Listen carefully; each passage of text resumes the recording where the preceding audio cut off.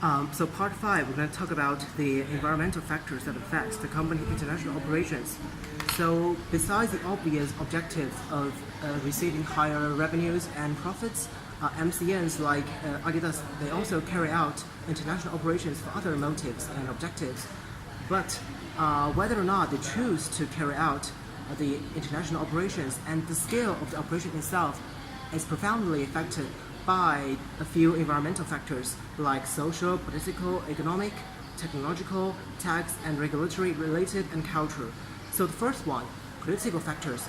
Political factors are related to the management of public affairs and their impact on the business. It is very important to have a stable political position because it maintains the stability in the trade. So recently, much concern has been given to the political intervention to support prevention of counterfeit and pirated goods by Adidas and also by its mainstream competitors. It's because that e-commerce, especially e-commerce in emerging markets like China and India, has helped counterfeit and pirated goods through international sales. And this has become a big problem and phenomenon that has been hurting the brand image of Adidas and many others. For example, the biggest online selling website, Taobao in China, has been exposed many times for offering the platform for selling counterfeit or pirated products. And although official store has been set in Taobao and in many other websites, there's this people cannot resist the temptation to buy less expensive products because counterfeit and pirated products are usually cheaper. Now Adidas is trying to extend its international supply chain to gain better control of them and to prevent counterfeit and pirated products right from the beginning. And the second one about sweatshops. And this is very common because Adidas, including Nike, including many other brands, they have this bad history of using of setting up sweatshops in, for example, Asia and in Africa. And this has actually hurt their brand image very badly in the past. So, but now, recent years, the raising concern has been given to Asia because MCNs are facing more and more strikes in Asia in recent years. And the most influential strike for Nike is the Yueyun Shoe Factory Complex in Dongguan District on 18th April 2014. MCN must come to realize that their old style of dealing with this kind of problem, which usually relates to a very big, long conference or publicity methods, is not working anymore because in this era, social media is dominating, and the dominant social media exposes the sweatshops and the unfair treatment of workers in many ways that MCNs have not dealt with in the past. So they must realize that the way that MCNs react to industrial disputes will play an important role towards future markets. The second factor, the economic factor, is also related to sweatshops, as there is a new trend of the disappearing cost advantage of Chinese factories. So MCNs, they are basically trying to reallocate their factories outside China to Bangladesh and to India or to Philippines, Indonesia, because China now has a weaker and weaker position regarding the cost advantage.